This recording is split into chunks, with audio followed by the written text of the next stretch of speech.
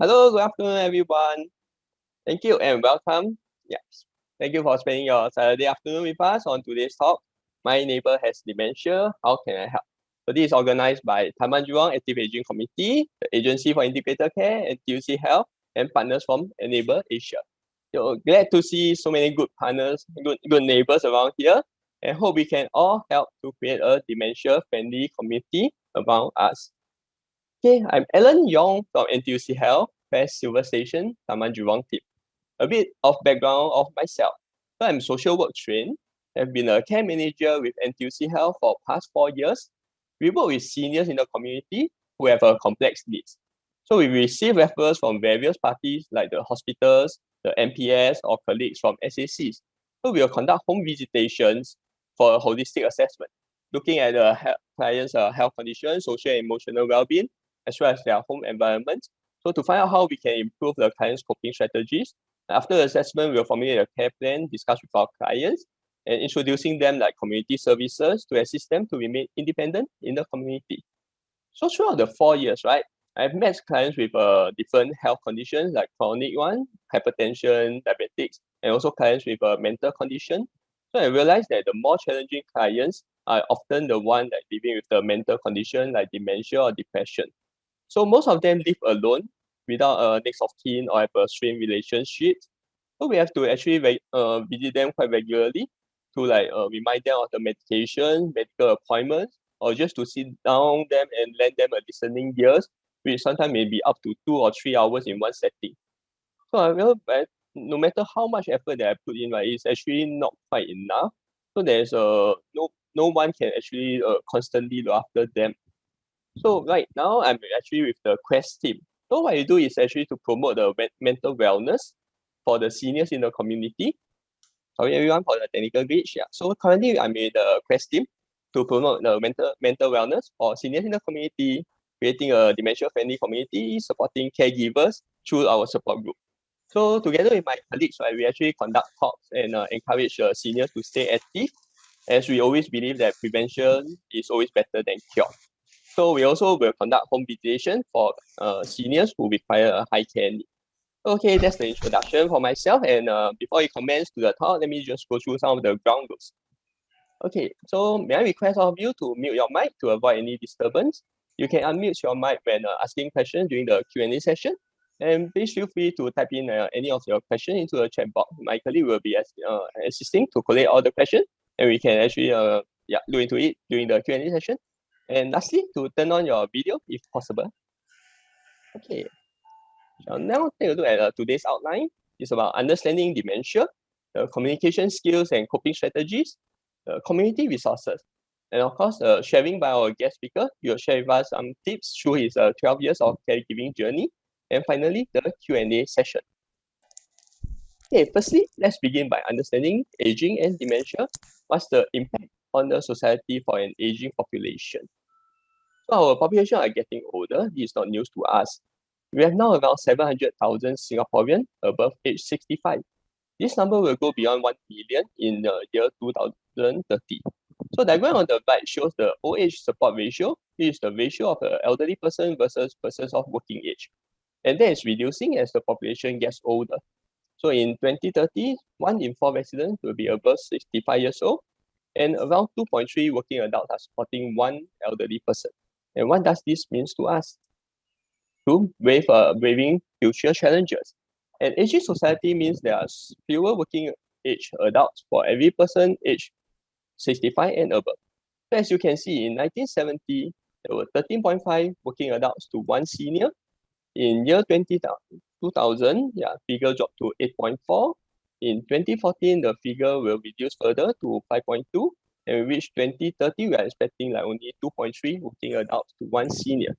So with the number in mind, the direct impact and challenges that we are facing are our economy, with a lesser population contributing to the Singapore economy, and our healthcare costing, which are borne by individuals, family members through the savings, and by the community partners, like the charity organization, volunteer groups, the financial and the effort they have to put in to support the needy families, and also the government, which subsidize healthcare medical treatment fees, and also building more infrastructures like the daycare and the sick care. Okay, so aging is not just an individual issue, but it also brings concern to family, community, and the state. And this is a article taken from today's newspaper, which highlighted with more seniors living alone. So knowing and caring for our neighbor should be a norm. So it's a worrying trend that the number of seniors living alone in Singapore is going up. The Taman of Statistics estimates that around 83,000 elderly persons will be staying alone by 2030, as compared to the 47,000 aged 65 and above in 2016. So hence understanding aging becomes crucial in order to care for our neighbors. Right, this is a report from the Burden of Disease in Singapore between year 1990 and 2017. So good news is we are living longer. Life expectancy for male increased 8.4 years from 73.5 to 81.9 years old in 2017. So for the female, an increase of 8.8 years from 78.8 to 87.6 years old in 2017. But the not so good news here is the number of years spent on an unhealthy life also increased. So for the male, from 7.9 years to 9.3 years. For the female, is 10.3 years to 11.5 years. I believe that we can actually do more and strive to reduce the number of unhealthy years. So in the same report, the main causes of the unhealthy years were due to the musculoskeletal disorders, the mental disorders at 17%, unintentional injury, and neurological disorder. So how then can we these 20 years be spent, right? So many of us actually retire around the age of 65 years old. So how can we plan for the next 20 years? Have you actually thought about it before? So it all actually depends on our health, a lot of time, and not just physical, but also our mental health. So the aging process. Aging is a lifelong process of growing up and growing old. Aging is a pattern of life changes that occurs as one grows older, and not just an overnight change, right? It does not mean that I'm 55 or 65 years old, I withdraw my CPF, it means I'm old. And actually not the case, yeah? So although we go through a similar aging process, however, we all age differently. So how can we keep ourselves younger in different aspects of age? We can look at this example. So Mr. Tan here, a Singaporean. So not only is he the oldest skydiver, but he also did a jump to celebrate his 90th birthday. So he only started his skydive in 1996 at the age of 81 years old. And he is now 95 years old. So Mr. Tan has been very active. Even at his 60s to 90s, he skydived 5 times, ran 2 marathons, conducted whitewater rafting activities as well. So he also received award for his good works. You can Google to find out more about what are the good work he has worked on. So really, age is just a number. And what makes us age differently? So our mental health are affected by biological, psychological, and social factors. All these 3 factors are interrelated. And what can contribute to these 3 factors? They can be genetic inheritance, the good or the bad genes that we have from birth in DNA, our health behavior, dietary activities we do, who we are, our character and trait, what we do, our occupation, the past and present. It all makes a difference. So how are they interrelated? The biological issues can affect psychological, which can affect the social well-being. So this is like a vicious cycle. Example, like one developed hearing difficulty at his age, makes it hard for him to communicate with others, which affect his coping skills in life and affect his self-esteem, the psychological part. And in long term, he may withdraw himself from the social cycle. Right? Okay, we all need to understand that old age is not a disease. It is a process. As we look into the process, there may be something that we can modify to the process of aging. So the aging process, the skin, like decrease in the elastic collagen fibers, skin become thinner, so it will sag and we develop wrinkles. The bone, loss of calcium, more brittle, less strength, decrease in the joint mobility, bone mass, muscle mass, range of joint movement. Our hair, thinning and turning gray. Then neurological system, the decrease in the brain mass, decline in the memory, altered sleeping pattern, and slow response in multiple stimulus. Continuing the heart and vascular, the changes in the blood pressure, some may experience higher, some may lower. So decrease in the ability to respond to stress, decrease in the cardiac output, the urinary issues, ureter and bladder wall weaken, reduce bladder capacity, so one may need to wake up more frequent in the middle of the night to the toilet. Vision, like age-related muscular degeneration, causes glaucoma, cataract. And finally, the gastrointestinal, like reduce in saliva reproduction, the dry mouth, taste sensation diminish, constipation, decrease in the production digestive enzyme. Okay, so apart from the declining inner functionality, some seniors may also experience changes in their psychological and social health. So there's an effect on confidence and self-esteem, depending on individuals. So some have accumulated vast experience and knowledge to share. So people will see them as a wise one. They will have a high confidence and self-esteem, whereas others may not be as efficient and hence lose their confidence. Ageism, which is like stereotyping, may come from family members or close friends. Even like as a common example is like a stubbornness in the elderly. Yeah, role changes from a contributor to a recipient. The need to adapt to the changes, which is hard for everyone. The loss of partners, loneliness, boredom, when children marry and move out, the emptiness syndrome, retirement and financial concerns. So we all will have some anxiety when we face the uncertainty. So we should learn to actually live a more carefree and retirement or semi-retirement life as much as we can. So mental health and aging. So as population ages rapidly, like number of elderly with dementia and depression issues are likely to rise. So the physical, emotional, and social changes that occur with aging process can result in a psychological problem. So this affects more women than men, as women tend to live longer, adjusting to the loss of someone who you have shared a life with is often difficult. So many older women also have lived a family-oriented lives and have been dependent on their husband. So they have find themselves in the new roles like financial manager that they need to learn to energize. And lastly, there's also an increase in the suicidal rates among the elderly. So common mental illness in the elderly includes depression and dementia. And today our focus is mainly on the dementia. Right? So although it may be common, however, dementia is not a normal part of aging. Research shows that some seniors may be at risk of developing a chronic illness and brain-related illnesses such as dementia. So 1 in 10 seniors above the age of 60 years old have dementia. And dementia is an umbrella term that describes a wide range of symptoms, including a deterioration in the memory, the thinking, behavior, and the ability to perform everyday activities. So normally affects people above 60 years old, expected to increase from 28,000 to 80,000 by the year of 2030. It may occur in several areas of the brain. Lastly, it may affect the people differently, depending on the areas of the brain affected. So different types of dementia are associated with the damage in particular regions of the brain and particular types of brain cells. So these are some types of dementia.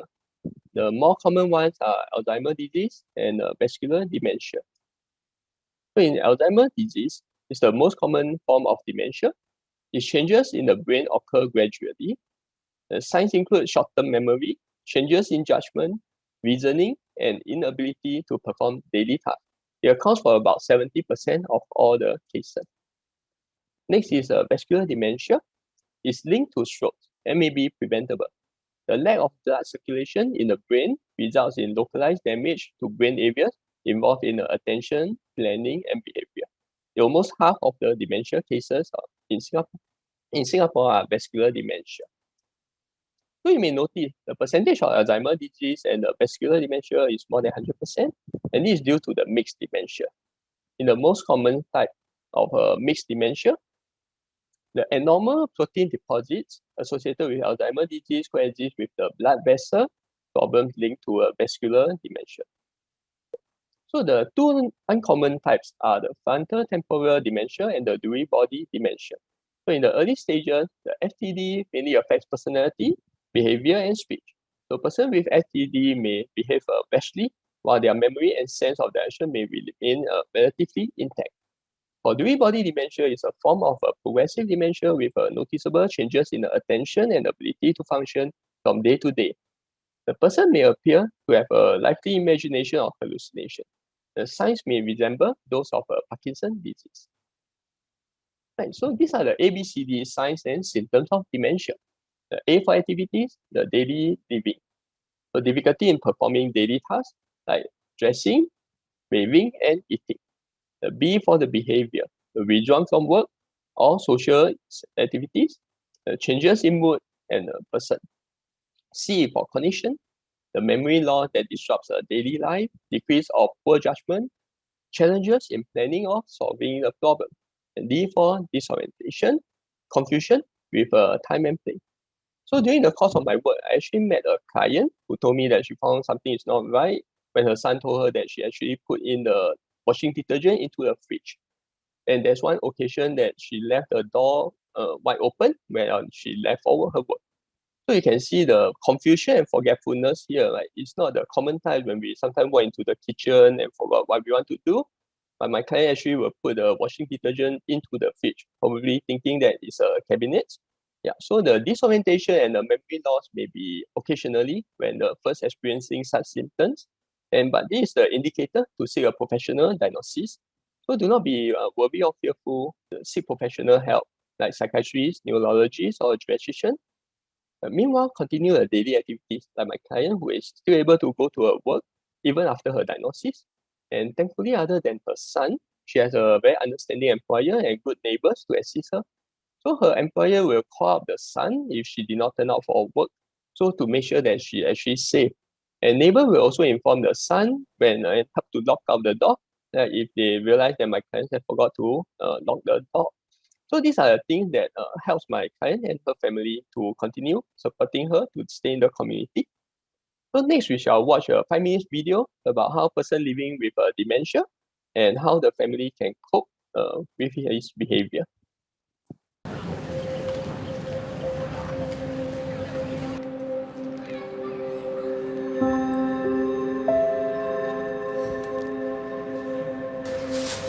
Ma, 爸不在啊。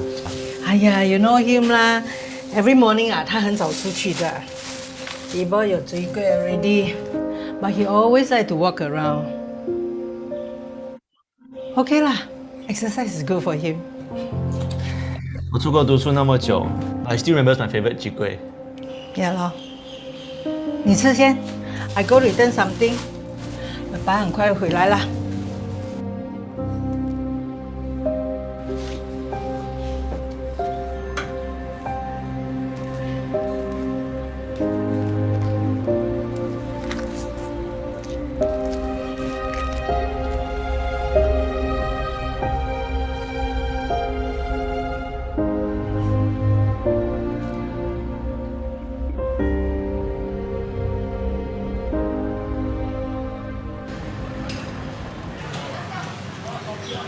Morning Helen， Auntie， 等下我阿老來，你知影怎做啊？水果四地，鹽椒淡薄，菜包做做啊，Auntie 會記啦。放心，感謝你哈，我先行，拜拜過來啦。Boss, thank you so much. Return to you one. Okay. Here. No need. Thank you ah. Hello, Auntie Georg. How are you? Hello, Kairu. Hello, Clarence. Good. I'm fine. Don't worry. If we see him, we'll take him home. Thank you. Auntie Georg, what are you doing here? 在等你咯。你现在乖不乖 Of course, good lah. I got something to tell you. If you see Uncle Tan around here, make sure you tell him which floor he stay. Okay? I will. I promise you. Thank you. Bye bye. Bye bye.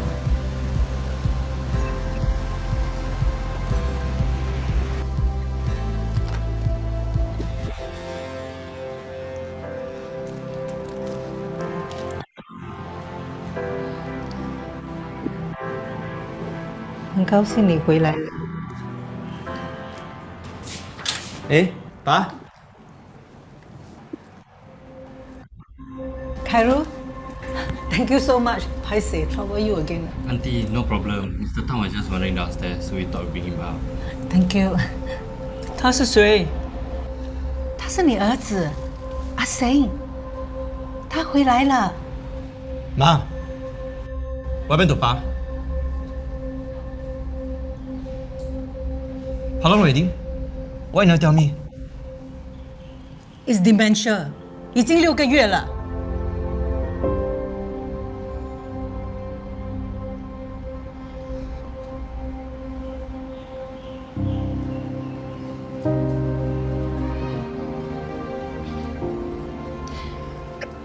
幸好到处有朋友照顾他。你是否独自在黑Papa is still the same, 上了走？ just that he's living in a world of his own. We have to reach out to him. 不停地回头，街道失去街灯的线索，每一扇门都是一道迷宫。那个名字属于 Auntie Helen，你好，等下爸来吼，一样的 order，OK？、4个追桂，菜谱多多，辣椒少少，对吗？谢谢。过1秒钟，竟变成照片里陌生的面孔。请你跟着我，点亮夜空的灯火，让星光指引我们回到分岔的路口，牵着我的手，像你当时牵着我，从此起不再被时间偷走，存在进我的手中，不再流动。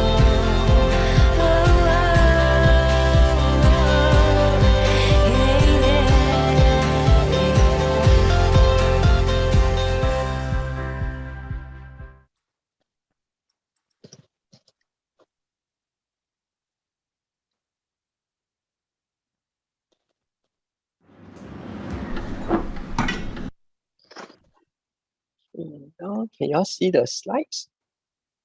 Or is it still the video image? Still the video. Still the video. Maybe I will have to stop share and then share my slides again.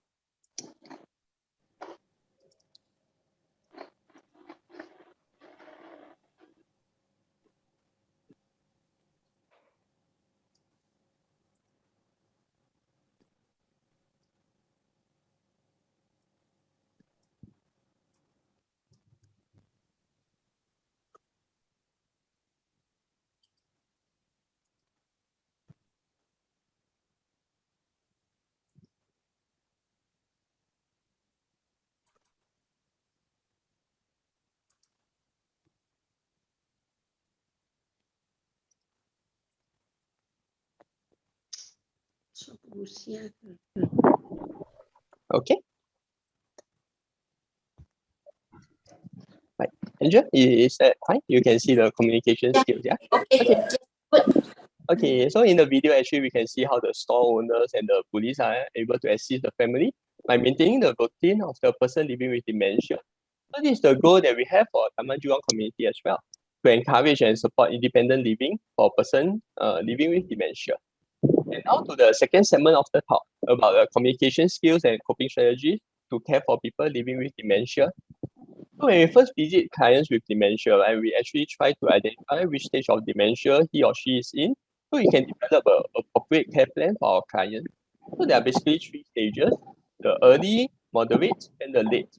So symptoms for and signs for early dementias are difficulty in concentrating, recalling recent events, managing finances, traveling alone, social withdrawal.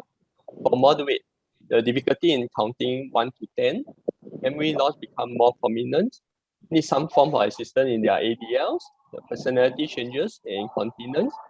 So for the late stage, right, they may be bedridden, unable to communicate with others, and requires more assistance in their ADLs.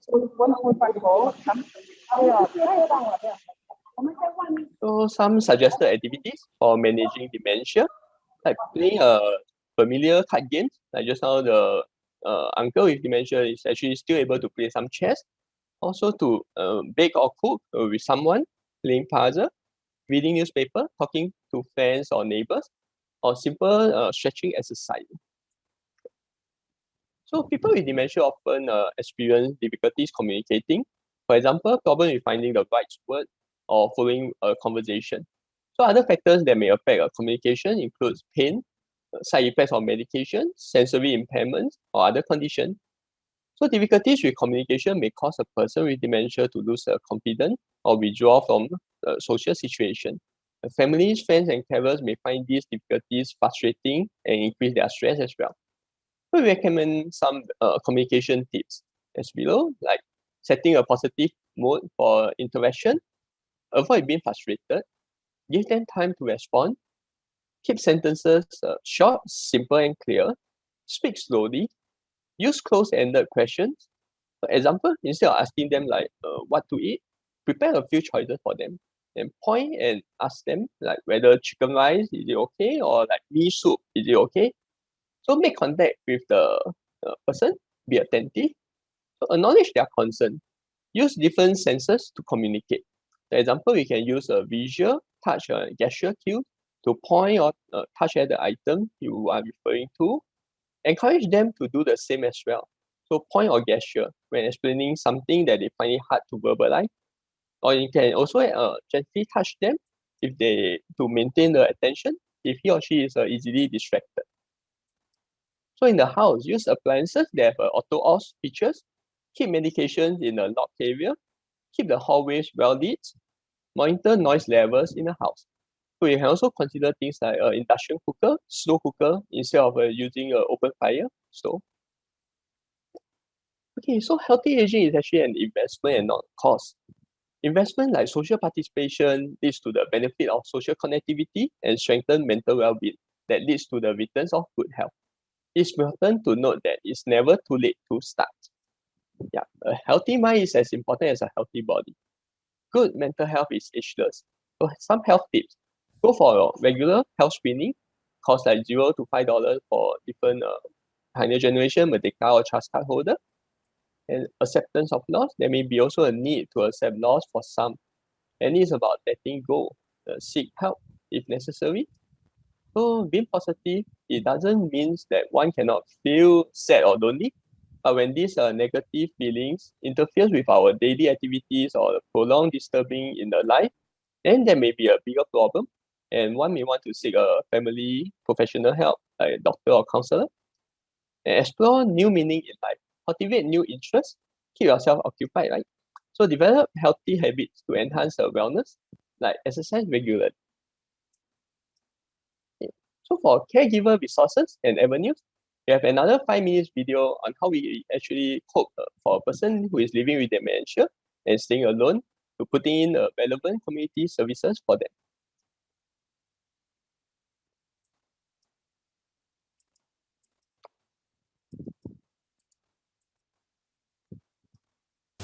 In the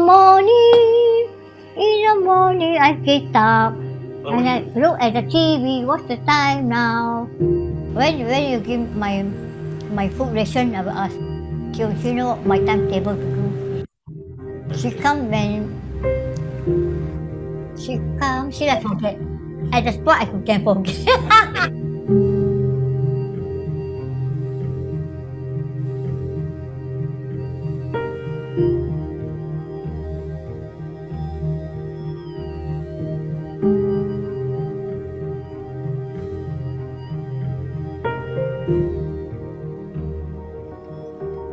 When we received her case, we realized that her house was in a mess. She was unkempt. She lacked personal hygiene and all this. She had no social support. She defaulted her appointments. She doesn't take medications. Although she had financial support from social service office, she was not able to manage. She gets about 400 to 500 a month, but she's always left with nothing and she doesn't know what happens to the money. So she calls me every day, at least 10 times a day. How long should I sleep? What time should I wake up? And what time is the lunch coming? The anxiety is when you don't know what you should be doing, you don't know what you're waiting for. So what do you do every day? Just around here, hungry, eat biscuit, go toilet, up and down, up and down. No one talk to me and that.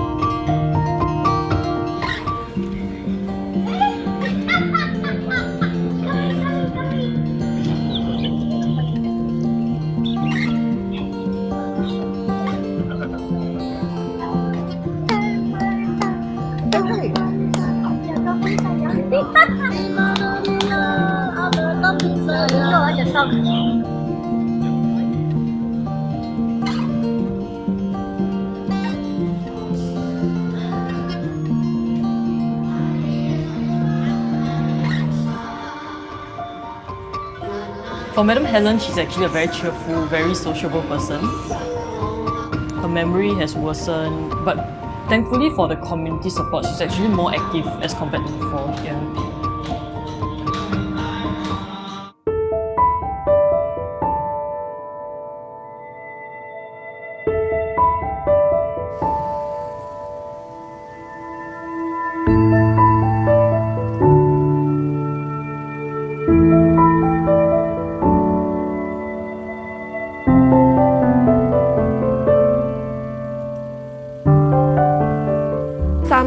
They need to be motivated.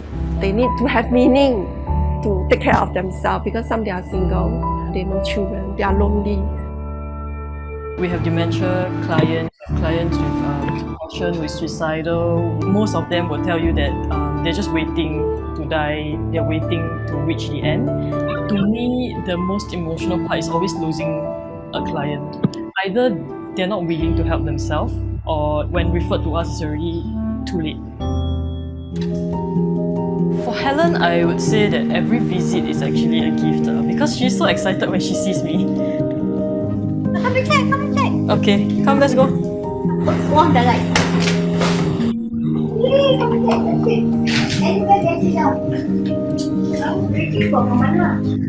Okay, I arrange your rations.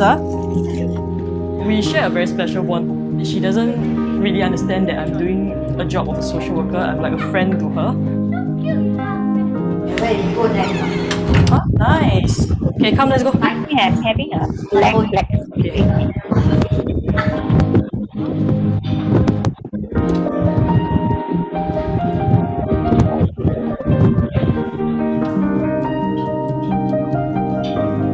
So, you want not? Don't want. What you want? Balu. Okay. And although her memory is poor, I think that the fact that she remembers me every time she sees me, that means a lot to me.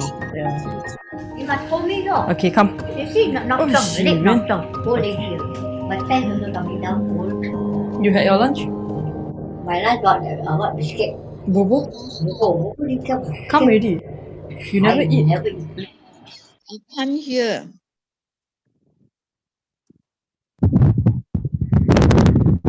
There's no Okay, so no email. I see. yeah, Later I my see a black screen. That's me only. Oh, so sorry about it. So later my colleague may be able to share the video link in the chat group. So yeah, participants, y'all can feel free to watch it using the video link. Okay, actually the video, yeah, it actually show how we can actually manage a person living with dementia in the community.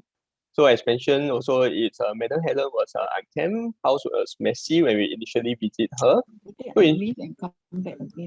So we actually introduced community services like Meals on Wheels, medical escort and transport service, weekly housekeeping, and also helping, which also will help her to like shower. And okay, so when we visit her, we also try to encourage her to actually participate in the activities in the SAC, like bring her down. And next also the community services, we have the volunteer groups who help her to refurbish her house and subsequently also visits her like every weekend to keep her company. So in the community, which actually not sure in the video, we have actually go a lot more further, we communicate with the store owner to have a link up on the credit payment system.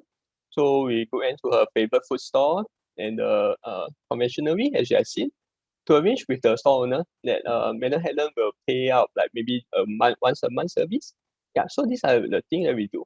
And in Quest SS, we serve as a community safety network for persons at risk with dementia or other mental health conditions, and also for their caregivers. So our team actually reach out to more than the target audience, like business owners, the transport operators, organizations in the dementia friendly community. So Quest SS will actually take lead in the DFC engagement effort, such as providing the resources, the activities, and support persons with dementia and their caregivers. So our key objective is actually to increase the public awareness of mental health by organizing outreach events to provide mental health information and education to the residents and their caregivers. So promote the recognition of early signs and symptoms of mental health conditions. We provide integrated care, information, and support for clients and caregivers through basic emotional support, follow-up, and service linkages. Lastly is the network and engage community partners and coordinate mental health training and education. So in the community, there are some hotlines available should you require any assistance. And in NTUC Health is actually a part of a family of NTUC social enterprise set up to help working families to stretch their hard-earned dollars. So we bring happiness, dignity, and peace of mind by delivering trusted care good enough for ourselves and our loved ones.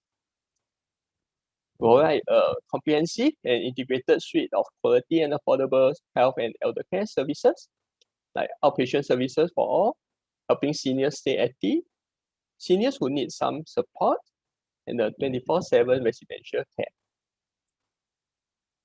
Okay, so achieve your goal with us and join our Tango program. If you do not know where or how to start, can consider our Tango program. So apart from physical well-being, we need to keep our minds healthy too. So a big part of mental wellness is to improve our resilience when faced with stress in our daily life. So we want to know more about what our experts have to say about coping with stress, can head down to learn about self-care and mental wellness with us. So caregivers, we have something for you as well. Looking after yourself and your loved one can be challenging and even an isolating experience. So rest assured that you are not alone and that we are here to support you with extra support in your caregiving journey. So join us for the opportunity to interact with other caregivers and benefit from various programs to help you navigate your goal. So get tips on your stress management, healthier lifestyles, caregiving support, understanding the aging process, and other mental wellness topics from our experts during the talks and workshop. Right. So below you can see the link for our Tango program. Can send you all the link as well, or you can actually go to the nearest center for more information. You send what? So this is our contact and contact details, which my colleague may also share in the chat box. Right. So thank you. Since you have kept your video on, please continue keeping your video on. My name is Daniel. Let me just bring out the PowerPoint presentation slide, which is going to take a little while, right? So how many of us here are caregivers? I just wanted to find out a sensing on who you are, who am I speaking to? If you can type in the chat, how many of you here, or how many of us here are caregivers, or how many of you here are neighbors wanting to find out what families or caregivers do on a day-to-day basis. I mean, you can put it in the chat as well, so I can see them. You can see my slides, yes? Yes. Yeah, awesome. So my name is Daniel. I want to share a little bit of a journey into caregiving. I started my caregiving really young. I started when I was 29, right? There was no one else to look to, and that was in 2009. Daddy was diagnosed with dementia in November. Mommy was diagnosed with cancer at the end of November 2009, right? I'm the only child and the single only child. I'm a married single only child. And that's where there's no one else to look left or right to ask for advice, to ask for information, to ask for funding, to ask for any form of resources. There wasn't much available back then. So I really wanted to share two sides of the coin. One side of it is from a caregiver's perspective. The other side of it is we are hoping what neighbors or what the community, when engaging with us as a family, with persons who are living with dementia and persons living with cancer, how that all looks like, right? So I wanted to share two perspectives. So I'll start with the first one, which is sharing a little bit more about a caregiver's point of view, because most of the time when we go into the institutionalized setting, caregivers are often forgotten. I'll share a real example, because when we go to the hospital, they'll say, "How are you, Mr. Lim?" Right? And Mr. Lim refers to my daddy and not me. And sometimes I felt that, hey, you know, until I become a care recipient, then I'll get acknowledgement. But sometimes I just need somebody to acknowledge and say that, look, thank you for taking the elder Mr. Lim here to the clinic, right? So let me just go on to the next page. So I'm Daniel. I'm 41 this year. I've been taking care of my loved ones for the last 12 years. That's why I say I started a little bit earlier. The rest are not so important because first and foremost, you know, I'm working. I'm a caregiver. I've been doing it for a long time. So that's really what I wanted to bring out. Yeah, and this is Daddy and Mommy. Actually, we got a little video which is about 2.5 minutes to share or to summarize what the situation is and bring you up to speed in this short little conversation time that we have. And more importantly, because of time, right? I want to thank you upfront in saying that you're spending 2 hours with us of your precious time. If you're a caregiver, you know that time is really, really precious. We don't have that sort of time. And predominantly, saya bahasa Melayu sedikit-sedikit. My Mandarin is also limited, but I'm very good in Hokkien. I'm very good in English. So somewhere down the line, if I were to speak in certain colloquial languages, mind me, right? Because we are neighbors, we are locals. I'm born and bred here. I like to speak the language that I can converse with my fellow neighbors. So let me just go on to the video.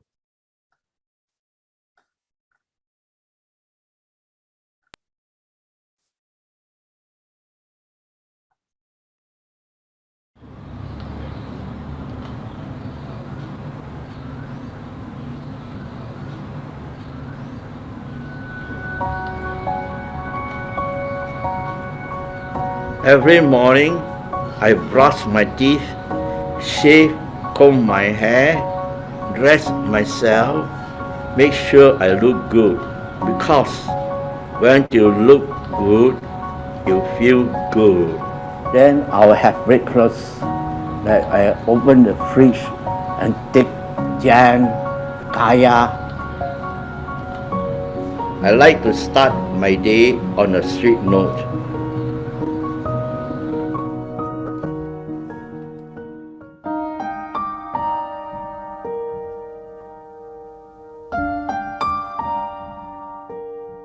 Think yesterday that I do, sometimes I remember, sometimes I don't. But things that happen, say 40 or 50 years ago, I can remember clearly. Back in 2009, when I thought that Daddy had dementia, when he started forgetting all his stuff, and when the doctor diagnosed Daddy got mild stage dementia, that's where we confirmed that Daddy had dementia. It was a tricky situation because in the same year, Mommy had cancer as well, back to back in a single month. It was a double whammy for us.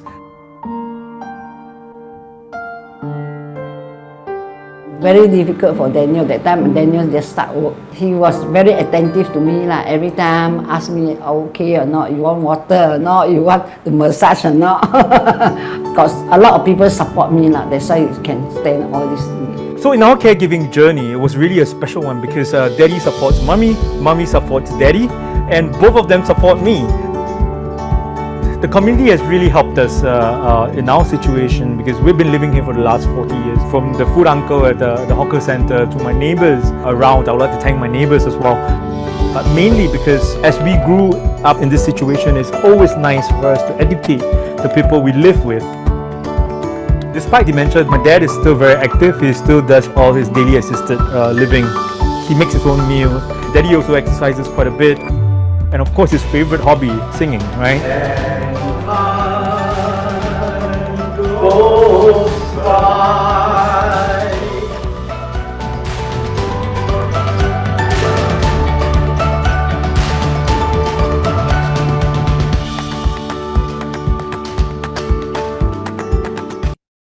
So this was a video done by the Alzheimer's Disease Association, which is now renamed as Dementia Singapore. We were the first family that came out to talk a little bit more about despite dementia. Anja and his family talked about it as an early onset, as a second family. So you can go to the Despite Dementia website and look at a lot more about caregivers like ourselves and persons living with dementia coming out and forward and doing advocacy work, because this gave, like what Alan was saying, this gave persons living with dementia, or the videos have shown earlier, that purpose in living, right? That purpose in going on that extra mile. So I'll bring it back to the PowerPoint slides as well.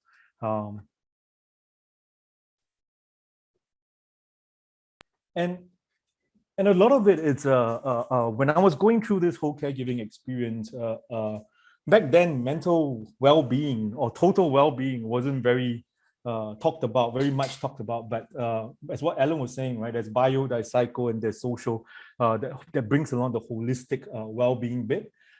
It's a lot about feeling well, a lot about functioning well, and a lot about living well, right? And I think a lot of it was missing in my life back then when I started in 2009. So this whole 12 years journey, I'll break it out into three parts, right?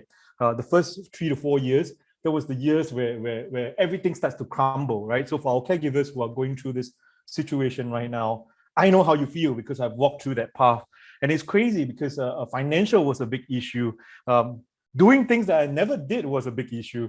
And we'll talk more about that in a bit. But when I realized that I wasn't doing very well in terms of my own mindset, right? My own mental well-being. That's where I realized that, hey, I couldn't even do things like these, right? I call it the DEAR model that I have. I couldn't even do my daily tasks because I wasn't interested in going to work. I wasn't interested in taking on my part-time studies beyond that. I was eating too much. I was eating too little. Sometimes I go a couple of meals without having anything, and then after that I'll gorge at dinner and I'll finish up 2 meals at one go. And then I overeat, right? Therefore, my size, I'm really, really huge back then. I was 120 kilos. Today, I sit nicely at about 85 kilos. That's 12 years on, right? But of course, that's something that you need to take note of as well. And I had adverse thoughts, right? I had adverse thoughts of not only harming myself, but also harming my family, because we are a small family. We're a family of 3, right? I could have just turned on the gas and finish it once and for all, and I don't have to think about it. But the reason why I'm sitting here 12 years later is because I did not make that decision to turn on the gas and put everybody to sleep. So I would think of it as I survived this whole situation. I don't know how long my caregiving journey is going to be. It could be another 10 years, it could be another 15 years, but so be it, right? So I've walked through 12 years. And that's the reason why I feel that it's important to come out and share it, because if nobody understands what we go through as caregivers, as persons living with dementia, nobody would be able to understand it. So there's a relationship between the story I'm telling and how our neighbors would react to our stories. And then, of course, I find out that I don't really have a big social circle. I never knew things called friendship, because a lot of my friends could not understand my situation at 29 years old. They were busy trying to get married. They were busy trying to buy their first car, buy their first house, have their first kids. Nobody could understand this, right? So I know where to turn to. Only child, no siblings. What then, right? So really, when I realized that all these are my red flags, I think I can do better.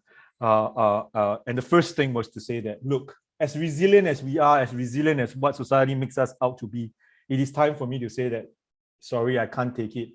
And it is okay to not be okay. That's something really, really powerful, because sometimes we sweep it under the carpet and say, let's forge on, let's carry this whole thing and just carry it and push it through, right? But you can push it through today, you can push it through tomorrow, you can push it through for a month. If it's year on year on year on year on year, what is it at the end of X number of years, right? Think about it, okay? Think about it, because this is serious, right? And then I realized that if I want to see the light at the end of the tunnel, I need to first be able to put up with the storm, right? We are looking at we are looking at a very, very hot weather outside right now. It's because yesterday evening it rained, because that's really the situation, right? In order for you to see the rainbow, in order to see that, I need to first put up with the rain and the storm. And then more importantly is, I've been talking so much, right? But sometimes I really don't have the answers. So I do now have to listen to the loved ones around me, because important is, I never once asked my dad or my mom how they like me to care for them. And I think that's really important, because most of the time we administer the care that we think as caregivers is the right thing to do. But how often do you ask, Papa, how do you like me to care for you? It's a very difficult conversation to have, whether in lucid times, whether in good times or in bad times. But open that conversation now if you haven't faced it, right? So the same thing is, if I don't understand what my dad wants, how am I able to give him the best care I can for him, right? So my coping strategies, there are a few as well, and rightly put, it's what Alan was saying in the context of his presentation as well. A lot of it is the 3 different domain spaces, the bio, the psycho, and the social. I needed first to be able to eat well, sleep well, and make sure I exercise, so that if I don't have the energy and the strength to carry the wheelchair, how am I able to do it for my dad and mom, or to shift them from the bed and rotate them and to change their bed sheet? It's impossible. I don't have that physical strength. I can't do that, right? So my own personal physical well-being needs to be in place first. So I need to eat right, exercise well, make sure I have enough sleep. If not, if I have an angry day, everything else will be angry as well during the day, right? So I need to manage my emotions then.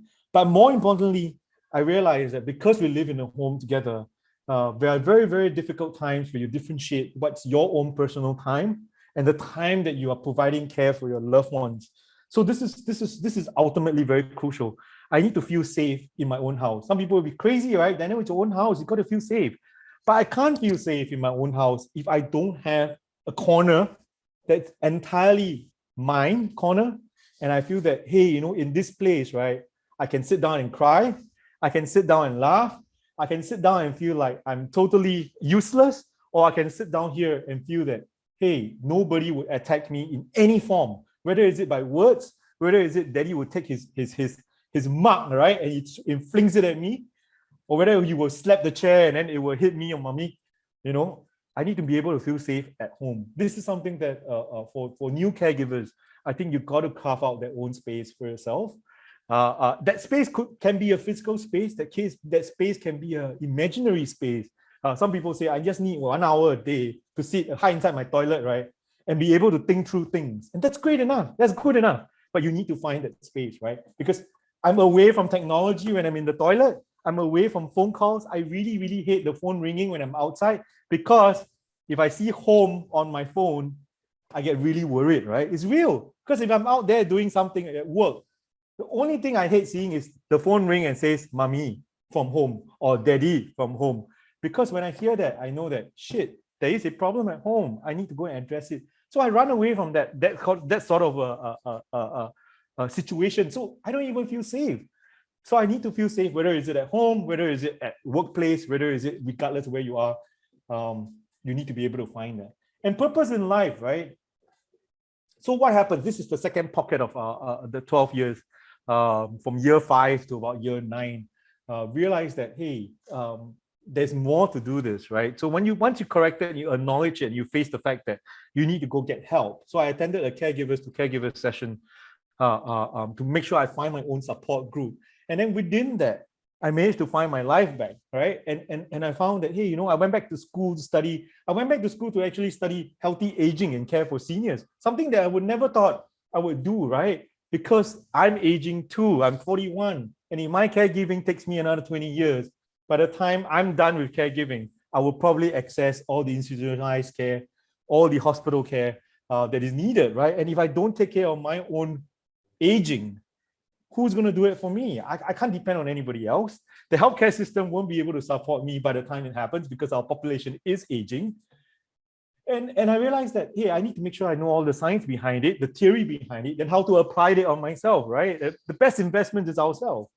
And then, of course, it happened that daddy on a very lucid day decided that, hey, let's talk about this situation. Let's share this situation with the people closest to us, which is my left neighbor and my right neighbor, the neighbor on top and the neighbor downstairs. Yeah, some of you don't have the luxury of living with a neighbor long enough to know your neighbor, but I think it is crucially important to at least know the left neighbor's name, the right neighbor's name, and get their numbers, right? Because before the ambulance arrives, even if it takes 3 minutes or 5 minutes to arrive, my neighbor is just next door. So think about it, right? How important it is to actually educate the people you're living with, especially the ones that are sharing the same level as you. And then, of course, the community. So what happens after that? You're applying all the knowledge that is taught in theory.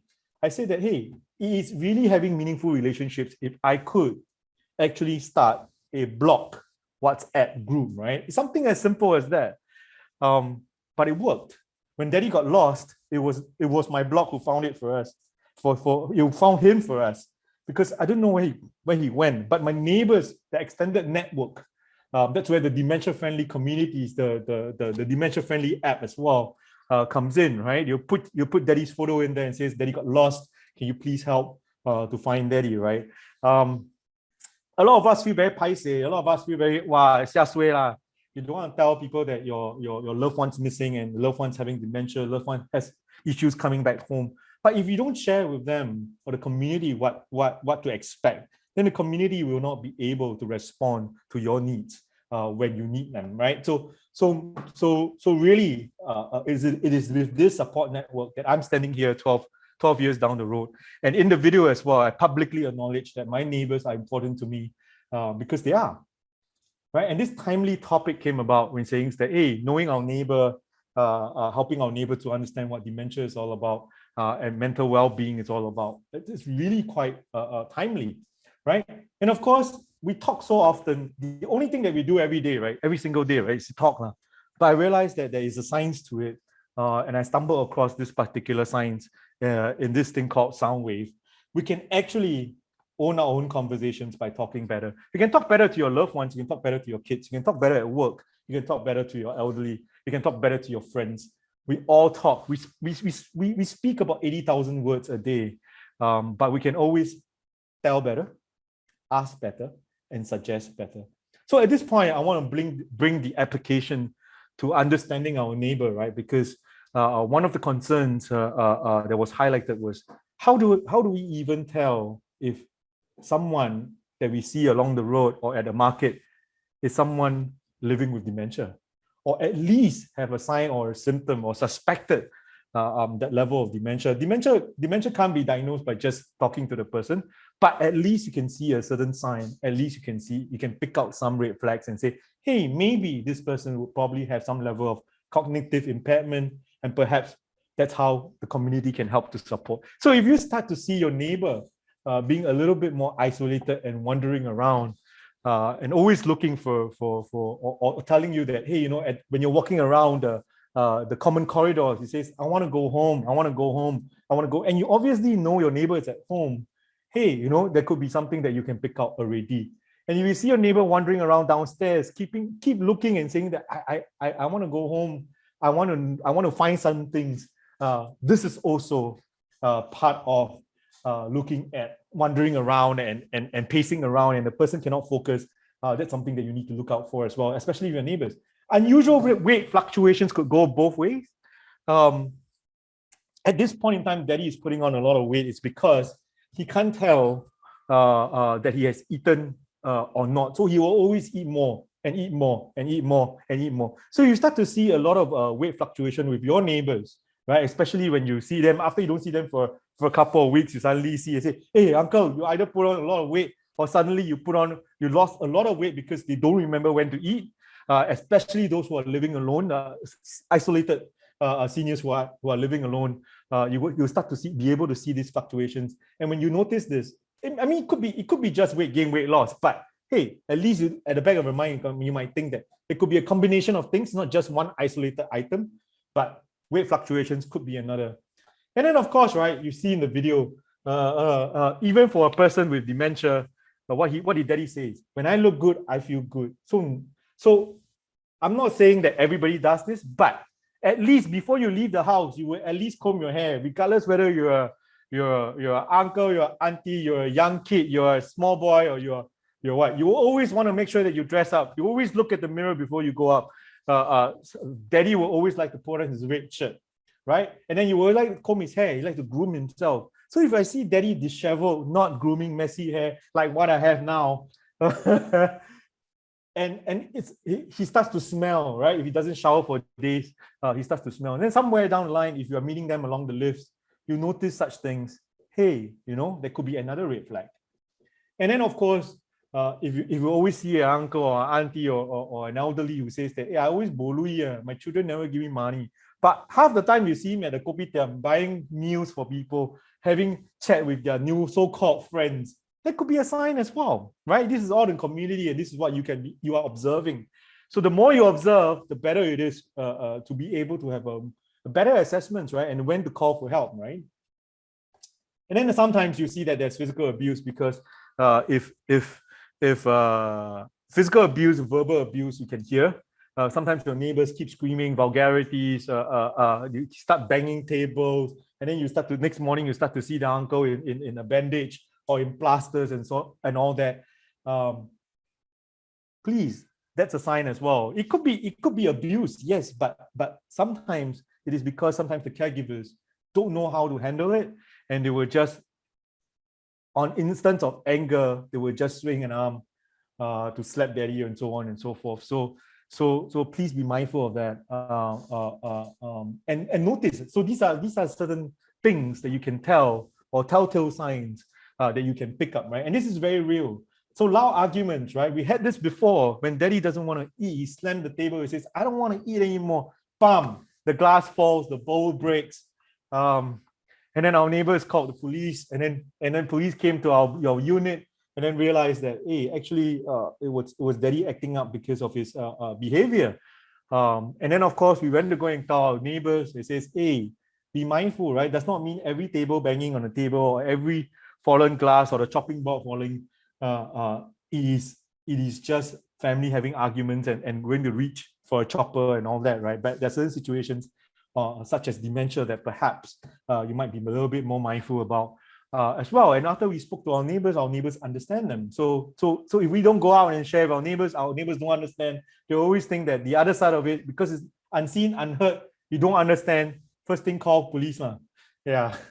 And then, of course, if you start to see an uncle trying to find things all the time, looking for direction, finding his watch, a watch and a wallet and keys are usually the things that my dad likes to find. He always said I steal his money.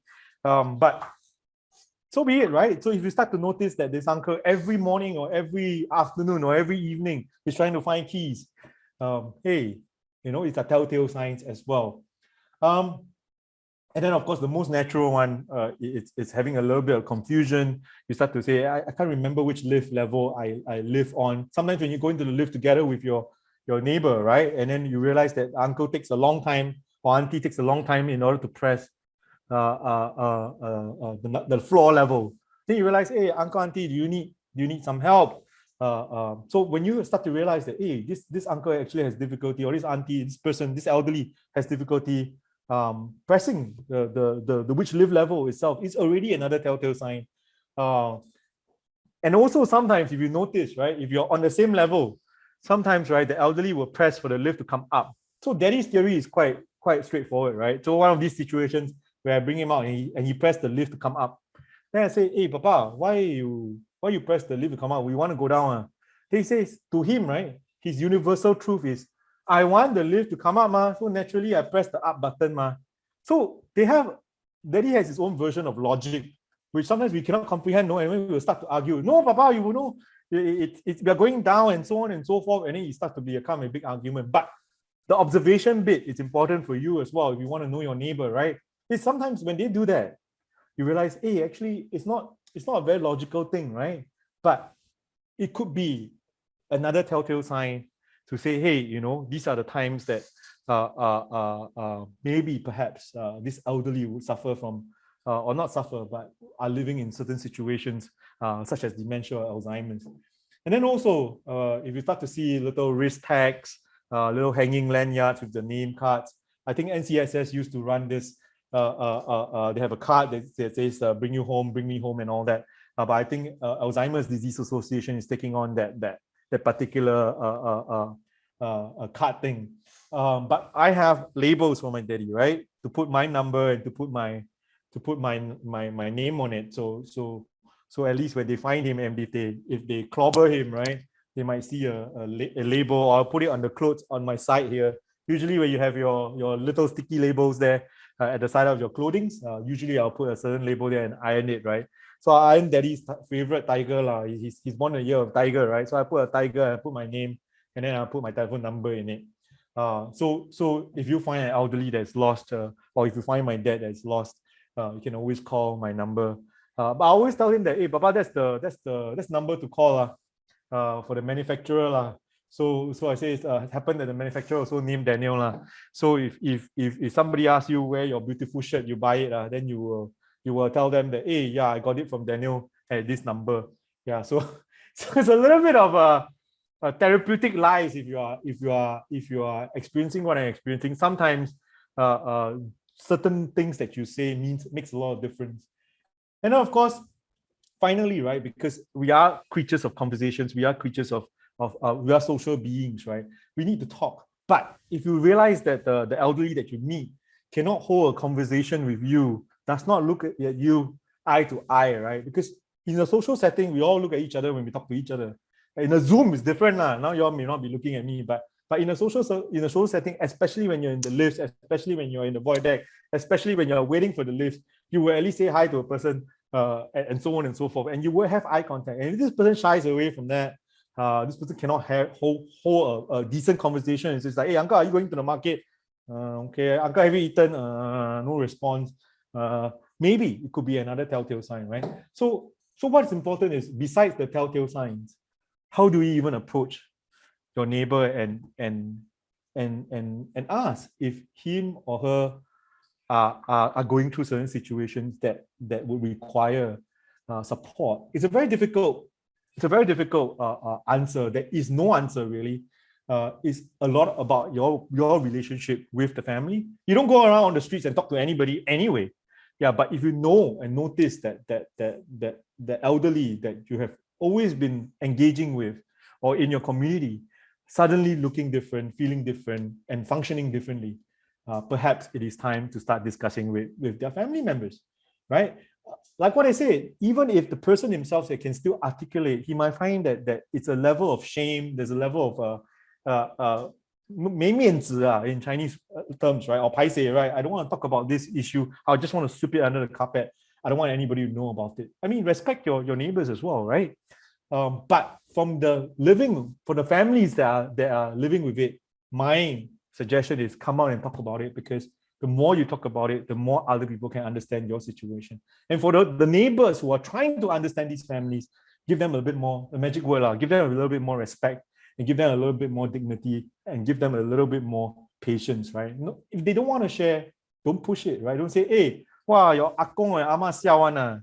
Yeah, every day go down and look for their stupid keys and so on and so forth. Again, the way we communicate, the language that we use. Yeah, you think all this is common sense, right? But it is not. Sometimes we do that and we are guilty of all of that, right?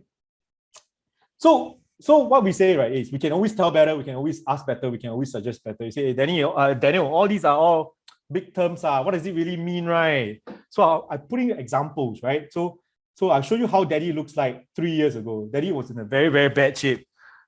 Before we filmed, 1 year before we filmed Despite Dementia. This was, I think, in 2017 when he celebrated one of his bigger birthdays. Yeah, so Daddy was in a really, really bad shape back then. But today, he's looking very great and very wonderful. It's very easy to go from where he is today to this situation in the picture, but it's very difficult for him to reverse that situation and look awesome today. And I'll share how to do it. Yeah. So a lot of times, right, when I talk about probe, right, one of the ways that we want to ask questions and all that kind of stuff, we probe a little bit more. So I'll ask him, Daddy, can you tell me more about what your wedding was like 40 years ago? right? This is really bringing back his memory, bringing back his sort of a long-term memory that he can remember, right? Ask him what he ate yesterday, cannot remember.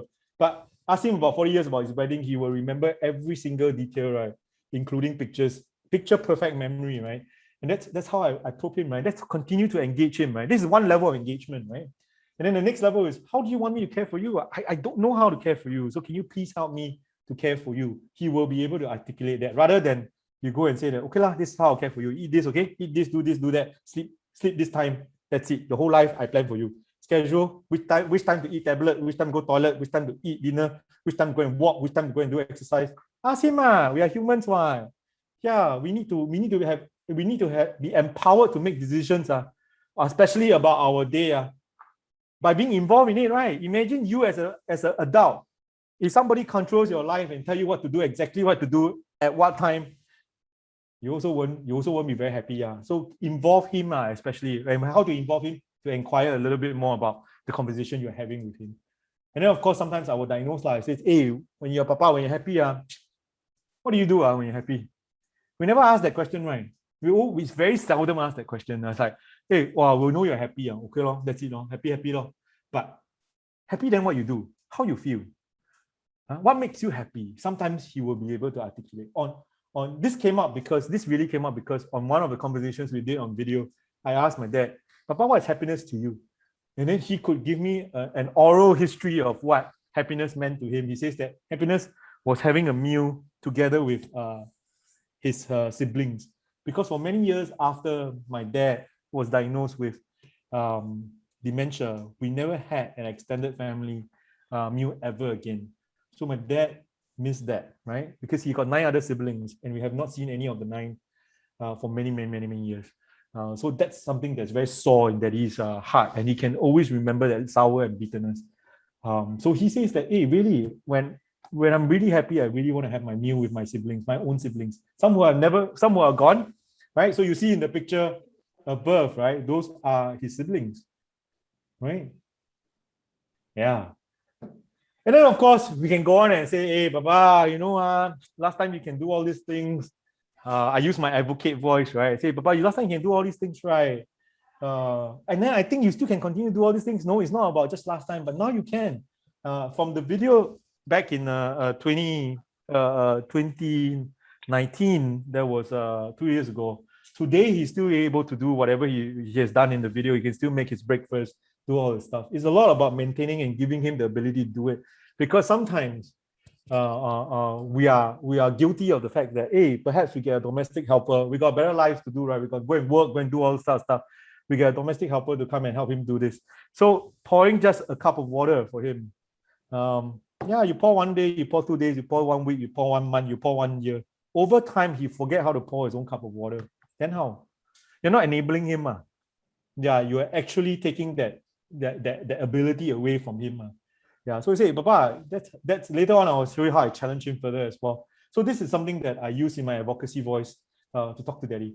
And then I use a little bit of articulate as well, because I will say that, hey, I understand you like chicken rice over fish soup, right? So especially when we're talking about choosing the food menu segment, right? I will always affirm him and articulate for him that, hey, I hear you, Papa. I understand that you enjoy fish soup over chicken rice or chicken rice over fish soup today. Every day I switch it out. See which one I want to affirm him, which one I want to help him articulate. Sometimes he lost his ability to say this, I want this, I want this, I want this. So you listen to him because he keeps flipping between the two, right? Aga, he wants either one. So today you switch it. I say, Papa, I hear you. I see you looking at the picture of the chicken rice. I think you would like to have chicken rice. Yes. Of course, then what Alan was saying, right? You use close-ended question, yes or no kind of thing. So actually create a easier conversation for yourself. Then after that, you go on and do advice, right? Some times of the day I use advice, especially when taking medicine, because he always tell me, hey, my blood pressure very high. He still take his blood pressure and all that himself. He tell me very high. Then I say, Papa, you very high already, you still don't want to take your TDS 3 times daily, right? In terms of the medication.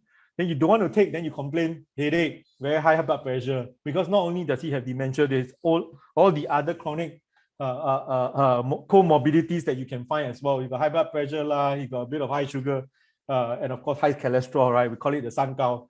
Yeah, all have, right? So how? So every single day he takes nine tablets 3 times a day, okay? So can you imagine 27 tablets times it 7 days a week, times that 365 days, times that for the last 12 years.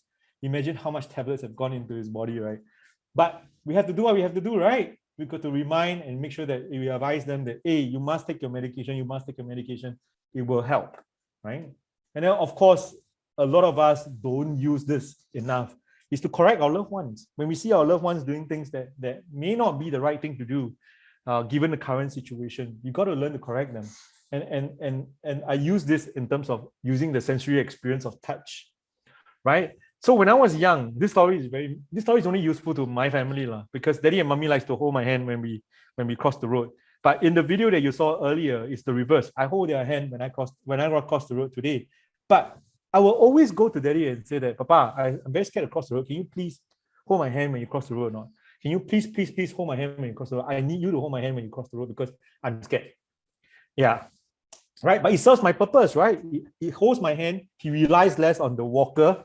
Hey, he feels like, hey, shook, I can walk without a walker. Then after that, I correct him already, right? I'll challenge him a little bit more. Papa, can you take one step more now without a walker? Cannot. Can you get from the house to the lift without a walker or not? Then he will tell me, hey, don't challenge me. I will do it. I will do it. Then say, please do it. Show me. Yeah. Sometimes challenging is not a bad thing. Yeah. And then after challenge him to the lift already, I say, Papa, you press the lift, can? Then after that, right, from downstairs the lift, can you walk to the seating porch area without a walker now while we go and wait for a transport to come and pick us up? Can or not? Then he will, hey, don't challenge me again. I tell you, I hate people who challenge me. But when you challenge him rightly, correctly, you actually get him to do certain things that you want him to do. And that's the ultimate objective, right? By being able to walk, he relies less on his walker. By relying less on his walker, right, suddenly, right, his level of self-confidence, right, boom, wow, you feel damn awesome. He can walk, can sway and walk no more, right? Isn't this good for us? Then he feels happy, say, Papa, don't worry, I got a walker with me. Don't worry, whenever you need it, right, I'll give it to you. But can you take one more step now? Can you take one more step now? Can you take 2 more steps now? Can you take 3 more steps now? This is how you do little baby steps of improvements. And because of all these things that we do on a daily basis, of course, he don't like to sleep on a bed, you see. Then he always very sticky about it. He don't want, he said, I watch TV here, the sofa is really quite nice, and then I sleep on a sofa bed. And then I say, walao, cannot lah. The sleeping on a very soft mattress doesn't work for you because it will make your back you will have next morning you will ache here, and then you ask me to go and buy Salon Pass, go and buy Tiger Plaster. His favorite is Tiger Plaster, right? Because it's the tiger, right? And then pays on him lah. He's very happy after that. But I said, why do this, right? You will have neck pain here, back pain there, and all that. So please don't go and sleep on the sofa anymore. Then over time, he also now start to go back to the bed and try. Because he said, lie down on the bed, I don't want, very uncomfortable. I cannot watch my TV and all that. But I say, you lie down on your bed, your blood pressure circulate because you're flat lying down straight. Yeah, so a lot of things are also critique daddy. But more importantly, I want to tell you is that it's very hard to tell upfront that your neighbor is living with a certain situation. Because from this video, right, you can never tell. I'll share another video, which is just a 60 seconds video. Let me just do that.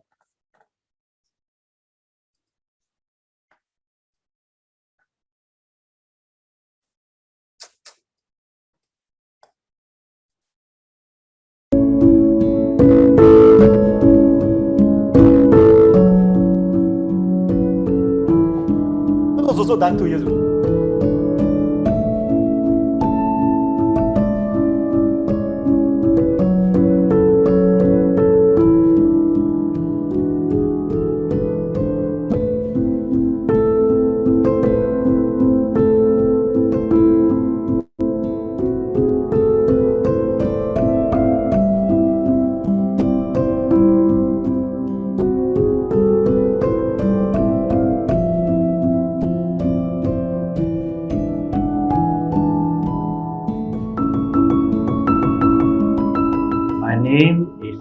Mr. Lim San Ho. I'm living with dementia for the last 10 years. This is me. So if you find an elderly who can still articulate the way daddy does, it's very hard to tell, really, honestly, whether or not your neighbor has dementia or not, because a lot of my neighbors tell me, oh, daddy doesn't look like it. But I'm saying the matter of fact is that he has it. He's living with it. It's just how we make life on a daily basis easier for him, because always remember that fact that they're not trying to give us a hard time. They are going through a hard time on their own, right?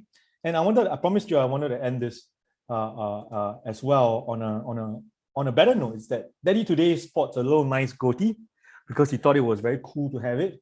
And he still grooms himself for it, right? And now he's advocating living with dementia and being able to do it. So last December 2020, we happened to be on an episode of our grandfather's story talking about caring for persons with dementia and difficult questions whether or not daddy will forget me. We had an emotional time on air.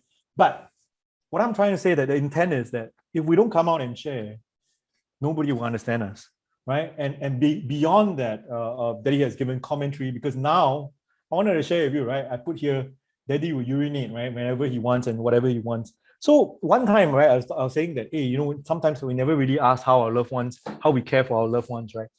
Daddy has public incontinence right now.